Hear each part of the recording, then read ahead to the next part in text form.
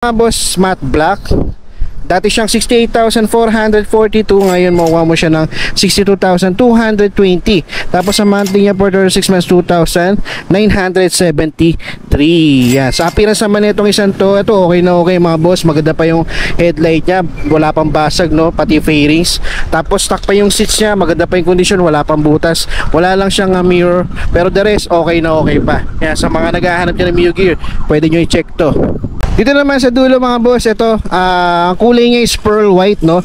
Tapos meron siyang ano dito, parang carbon type na sticker. Yan. So carbon copy na sticker.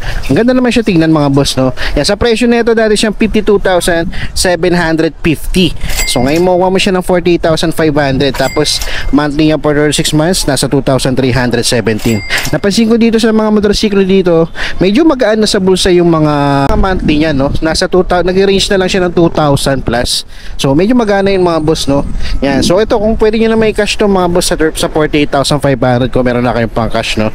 Tapos ito naman sa Odo neto, yan, nasa 9,900 pa lang. Medyo mababa pa yung tinatakbo nito, kaya goods na goods pa to. Yan, na-repaint niya lang yung grab bar niya, pero the rest okay pa.